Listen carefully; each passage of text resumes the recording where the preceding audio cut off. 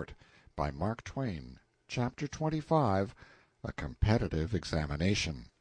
When the king traveled for change of air, or made a progress, or visited a distant noble whom he wished to bankrupt with the cost of his keep, part of the administration moved with him. It was a fashion of the time. The commission charged with the examination of candidates for posts in the army came with the king to the valley, whereas they could have transacted their business just as well at home. And although this expedition was strictly a holiday excursion for the king, he kept some of his business functions going just the same. He touched for the evil, as usual. He held court in the gate at sunrise, and tried cases, for he was himself Chief Justice of the King's Bench. He shone very well in this latter office. He was a wise and humane judge, and he clearly did his honest best and fairest, according to his lights. That is a large reservation. His lights, I mean his rearing, often colored his decisions. Whenever there was a dispute between a noble or gentleman and a person of lower degree, the king's leanings and sympathies were for the former class always, whether he suspected it or not. It was impossible that this should be otherwise. The blunting effects of slavery upon the slaveholder's moral perceptions are known and conceded, the world over, and a privileged class, an aristocracy, is but a band of slaveholders under another name. This has a harsh sound, and yet should not be offensive to any, even to the noble himself, unless the fact itself be an offense, for the statement simply formulates a fact. The repulsive feature of slavery is the thing, not its name. One needs but to hear an aristocrat speak of the classes that are below him to recognize, and in but indifferently modified measure, the very air and tone of the actual slaveholder, and behind these are the slaveholder's spirit, the slaveholder's blunted feeling. They are the result of the same cause in both cases, the possessor's old and inbred custom of regarding himself as a superior being. The king's judgments wrought frequent injustices, but it was merely the fault of his training, his natural and unalterable sympathies. He was as unfitted for a judgeship as would be the average mother for the position of milk distributor to starving children in famine time. Her own children would fare a shade better than the rest. One very curious case came before the king. A young girl, an orphan, who had a considerable estate, married a fine young fellow who had nothing. The girl's property was within the seigniory held by the church. The bishop of the diocese, an arrogant scion of the great nobility, claimed the girl's estate on the ground that she had married privately, and thus had cheated the church out of one of its rights as lord of the seigniory, the one heretofore referred to as le droit du seigneur. The penalty of refusal or avoidance was confiscation. The girl's defense was that the lordship of the seigniory was vested in the bishop, and the particular right here involved was not transferable, but must be exercised by the lord himself or stand vacated, and that an older law of the church itself strictly barred the bishop from exercising it. It was a very odd case indeed. It reminded me of something I had read in my youth about the ingenious way in which the aldermen of London raised the money that built the Mansion House. A person who had not taken the sacrament according to the Anglican rite could not stand as a candidate for sheriff of London.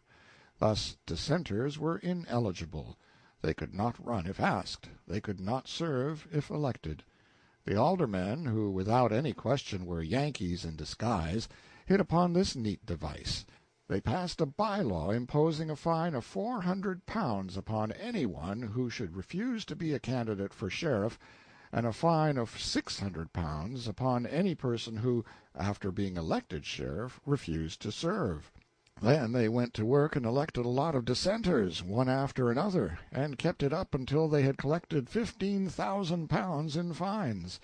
And there stands the stately mansion-house to this day, to keep the blushing citizen in mind of a long past and lamented day when a band of Yankees slipped into London and played games of the sort that has given their race a unique and shady reputation among all truly good and holy peoples that be in the earth. The girl's case seemed strong to me. The bishop's case was just as strong. I did not see how the king was going to get out of this hole. But he got out.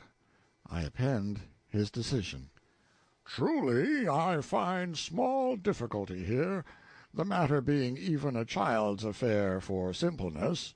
And the young bride had conveyed notice, as in duty bound, to her feudal lord and proper master and protector, the bishop, she had suffered no loss, for the said bishop could have got a dispensation making him, for temporary conveniency, eligible to the exercise of his said right, and thus would she have kept all she had. Whereas failing in her first duty, she hath by that failure failed in all, for whoso, clinging to a rope, severeth it above his hands, must fall, it being no defence to claim that the rest of the rope is sound, neither any deliverance from his peril as he shall find. Pardy, the woman's case is rotten at the source.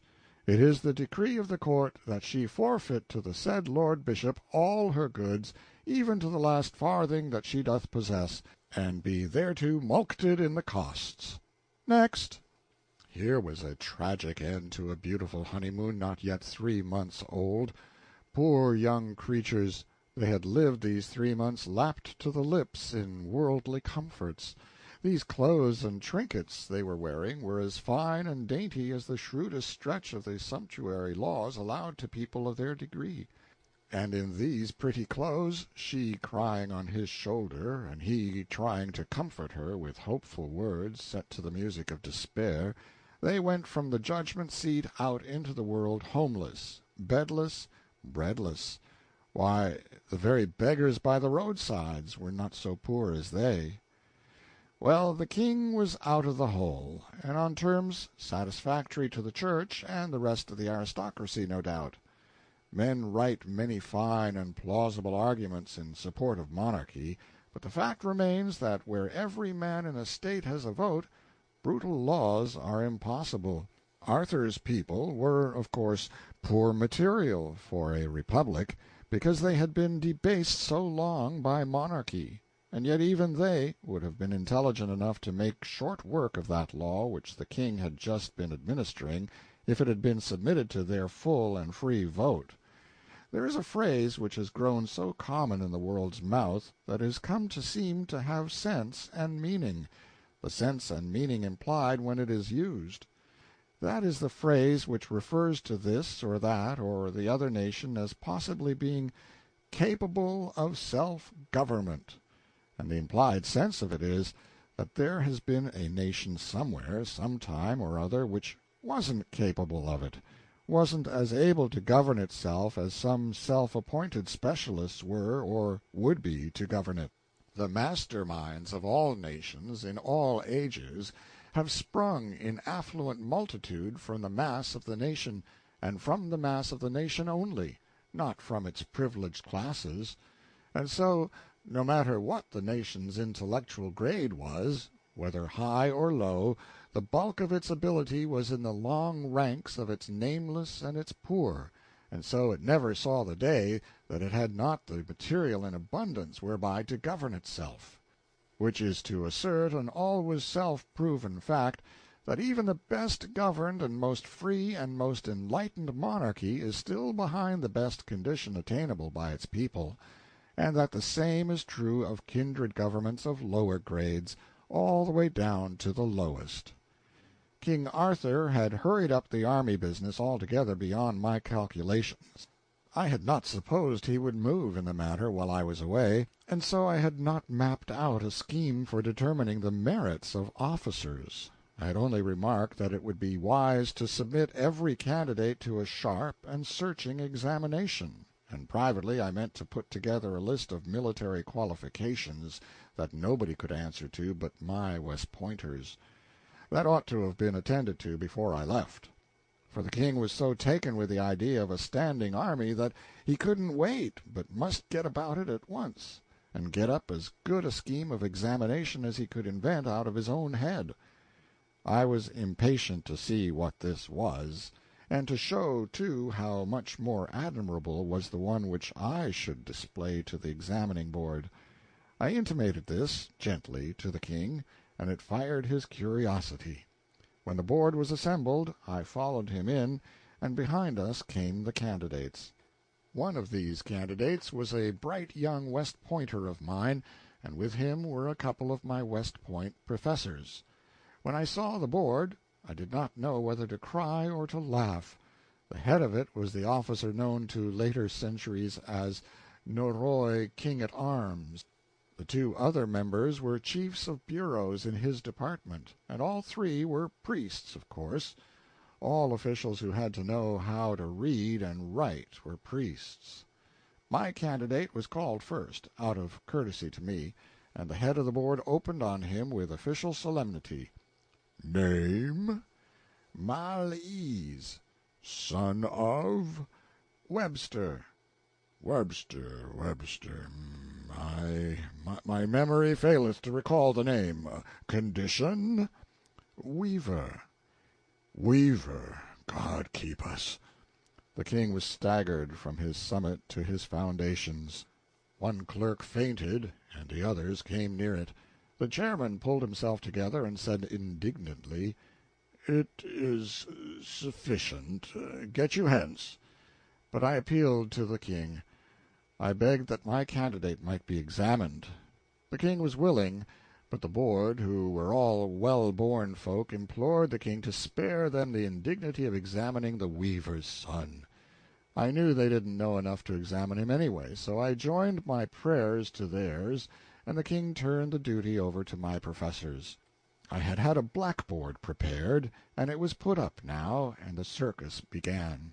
It was beautiful to hear the lad lay out the science of war, and wallow in details of battle and siege, of supply, transportation, mining and countermining, grand tactics, big strategy and little strategy, signal service, infantry, cavalry, artillery, and all about siege guns, field guns, Gatling guns, rifled guns, smooth bores, musket practice, revolver practice, and not a solitary word of it all could these catfish make head or tail of, you understand, and it was handsome to see him chalk off mathematical nightmares on the blackboard that would stump the angels themselves, and do it like nothing, too, all about eclipses and comets and solstices and constellations, and mean-time, and sidereal time, and dinner-time, and bed-time, and every other imaginable thing above the clouds or under them that you could harry or bully-rag an enemy with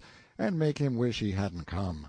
And when the boy made his military salute and stood aside at last, I was proud enough to hug him, and all those other people were so dazed they looked partly petrified, partly drunk, and wholly caught out and snowed under. I judged that the cake was ours, and by a large majority. Education is a great thing. This was the same youth who had come to West Point so ignorant that when I asked him, if a general officer should have a horse shot under him on the field of battle, what ought he to do, answered up naively and said, "Get up and brush himself." One of the young nobles was called up now.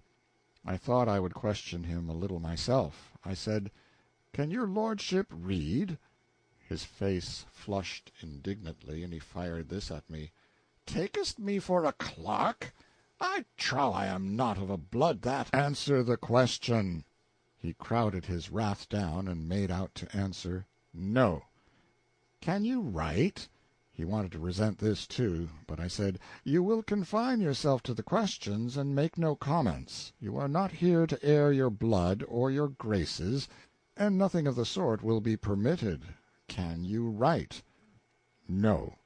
"Do you know the multiplication table?" "I wit not what ye refer to."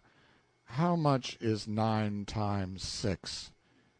It is a mystery that is hidden from me by reason that the emergency requiring the fathoming of it hath not in my life days occurred, and so, not having no need to know this thing, I abide barren of the knowledge. If A trade a barrel of onions to B, worth 2 pence the bushel, in exchange for a sheep worth 4 pence and a dog worth a penny, and C kill the dog before delivery, because bitten by the same, who mistook him for D, what sum is still due to A from B, and which party pays for the dog, C or D, and who gets the money? If A, is the penny sufficient, or may he claim consequential damages in the form of additional money to represent the possible profit which might have inured from the dog, and classifiable as earned increment, that is to say, usufruct? Verily, in the all-wise and unknowable providence of God, who moveth in mysterious ways his wonders to perform, have I never heard the fellow to this question for confusion of the mind and congestion of the ducts of thought. Wherefore I beseech you, let the dog and the onions and these people of the strange and godless names work out their several salvations from their piteous and wonderful difficulties without help of mine, for indeed their trouble is sufficient as it is, whereas an I tried to help, I should but damage their cause the more, and yet mayhap not live myself to see the dissolution wrought. What do you know of the laws of attraction and gravitation? If there be such, mayhap his grace the king did promulgate them, whilst that I lay sick about the beginning of the year, and thereby failed to hear his proclamation. What do you know of the science of optics? I know of governors of places, and seneschals of castles, and sheriffs of counties, and many like small offices and titles of honor, but him you call the science of optics I have not heard of before. Peradventure it is a new dignity. Yes, in this country. Try to conceive of this mollusk gravely applying for an official position of any kind under the sun. Why, he had all the earmarks of a typewriter copyist, if you leave out the disposition to contribute uninvited emendations of your grammar and punctuation. It was unaccountable that he didn't attempt a little help of that sort out of his majestic supply of incapacity for the job. But that didn't prove that he hadn't material in him for the disposition. It only proved that he wasn't a typewriter copyist yet. After nagging him a little more, I let the professors loose on him, and they turned him inside out, on the line of scientific war, and found him empty, of course. He knew somewhat about the warfare of the time, bushwhacking around for ogres, and bullfights in the tournament ring, and such things, but otherwise he was empty and useless. Then we took the other young noble in hand, and he was the first one's twin, for ignorance and incapacity. I delivered them into the hands of the chairman of the board with the comfortable consciousness that their cake was dough. They were examined in the previous order of precedence. Name, so you please. Pertipole, son of Sir Pertipole, Baron of Barley Mash. Grandfather, also Sir Pertipole, Baron of Barley Mash. Great-grandfather, the same name and title. Great-great-grandfather? We had none, worshipful sir, the line failing before it had reached so far back. It mattereth not. It is a good 4 generations, and fulfilleth the requirements of the rule. Fulfills what rule? I asked. The rule requiring 4 generations of nobility, or else the candidate is not eligible. A man not eligible for a lieutenancy in the army unless he can prove 4 generations of noble descent? Even so, neither lieutenant nor any other officer may be commissioned without that qualification. Oh, come, this is an astonishing thing. What good is such a qualification as that? What good? It is a hardy question, fair sir and boss, since it doth go far to impugn the wisdom of even our holy Mother Church herself. As how? For that she hath established the selfsame rule regarding saints. By her law none may be canonized until he hath lain dead 4 generations. I see. I see. It is the same thing. It is wonderful.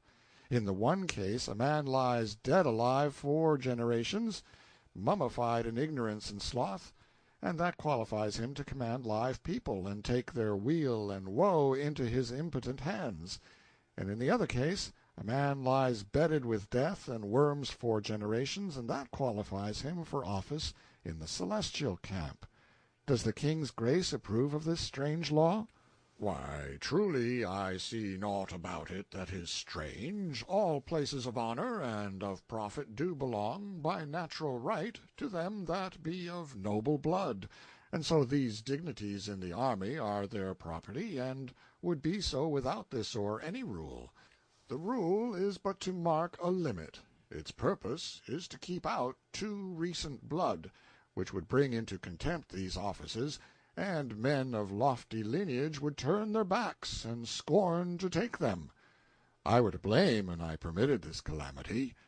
You can permit it, and you are minded so to do, for you have the delegated authority, but that the king should do it were a most strange madness, and not comprehensible to any. I yield. Proceed, Sir Chief of the Heralds' College. The chairman resumed as follows. By what illustrious achievement for the honor of the throne and state did the founder of your great line lift himself to the sacred dignity of the British nobility? He built a brewery. Sire, the board finds this candidate perfect in all the requirements and qualifications for military command, and doth hold his case open for decision after due examination of his competitor. The competitor came forward and proved exactly 4 generations of nobility himself, so there was a tie in military qualifications that far. He stood aside a moment, and Sir Pertipole was questioned further. Of what condition was the wife of the founder of your line? She came of the highest landed gentry, yet she was not noble. She was gracious and pure and charitable, of a blameless life and character, insomuch that in these regards was she peer of the best lady in the land. That will do. Stand down. He called up the competing lordling again, and asked, What was the rank and condition of the great-grandmother who conferred British nobility upon your great house? She was a king's leman, and did climb to that splendid eminence by her own upholden merit from the sewer where she was born. Ah, this indeed is true nobility. This is the right and perfect intermixture. The lieutenancy is yours, fair lord. Hold it not in contempt. It is the humble step which will lead to grandeurs more worthy of the splendor of an origin like to thine. I was down in the bottomless pit of humiliation. I had promised myself an easy and zenith-scouring triumph, and this was the outcome. I was almost ashamed to look my poor disappointed cadet in the face. I told him to go home and be patient. This wasn't the end. I had a private audience with the king, and made a proposition. I said it was quite right to officer that regiment with nobilities, and he couldn't have done a wiser thing. It would also be a good idea to add 500 officers to it. In fact, I had as many officers as there were nobles and relatives of nobles in the country, even if there should finally be 5 times as many officers as privates in it, and thus make it the crack regiment, the envied regiment, the king's own regiment, and entitled to fight on its own hook and in its own way, and go whither it would and come when it pleased in time of war, and be utterly swell and independent. This would make that regiment the heart's desire of all the nobility, and they would all be satisfied and happy. Then we would make up the rest of the standing army out of commonplace materials, and officer it with nobodies, as was proper, nobodies selected on the basis of mere efficiency, and we would make this regiment toe the line, allow it no aristocratic freedom from restraint, and force it to do all the work and persistent hammering, to the end that whenever the king's own was tired and wanted to go off for a change and rummage around amongst ogres and have a good time, it could go without uneasiness, knowing that matters were in safe hands behind it, and business going to be continued at the old stand, same as usual. The king was charmed with the idea. When I noticed that, it gave me a valuable notion. I thought I saw my way out of an old and stubborn difficulty at last. You see, the royalties of the Pendragon stock were a long-lived race and very fruitful. Whenever a child was born to any of these, and it was pretty often, there was wild joy in the nation's mouth and piteous sorrow in the nation's heart. The joy was questionable, but the grief was honest, because the event meant another call for a royal grant. Long was the list of these royalties, and they were a heavy and steadily increasing burden upon the treasury and a menace to the crown. Yet Arthur could not believe this latter fact, and he would not listen to any of my various projects for substituting something in the place of the royal grants.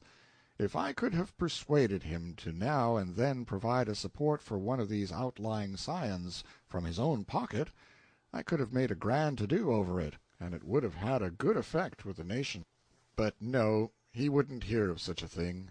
He had something like a religious passion for royal grant. He seemed to look upon it as a sort of sacred swag, and one could not irritate him in any way so quickly and so surely as by an attack upon that venerable institution.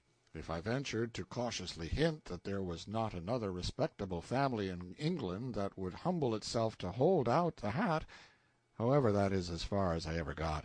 He always cut me short there, and peremptorily, too. But I believed I saw my chance at last.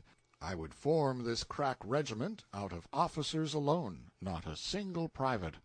Half of it would consist of nobles, who should fill all the places up to major general, and serve gratis and pay their own expenses, and they would be glad to do this when they should learn that the rest of the regiment would consist exclusively of princes of the blood. These princes of the blood should range in rank from lieutenant general up to field marshal, and be gorgeously salaried and equipped and fed by the state. Moreover, and this was the master stroke, it should be decreed that these princely grandees should be always addressed by a stunningly gaudy and awe-compelling title, which I would presently invent, and they only in all England should be so addressed. Finally, all princes of the blood should have free choice. Join that regiment, get that great title, and renounce the royal grant, or stay out and receive a grant. Neatest touch of all, unborn but imminent princes of the blood could be born into the regiment, and start fair, with good wages and a permanent situation, upon due notice from the parents. All the boys would join, I was sure of that. So all existing grants would be relinquished. That the newly born would always join was equally certain. Within 60 days that quaint and bizarre anomaly, the royal grant, would cease to be a living fact and take its place among the curiosities of the past. End of chapter 25.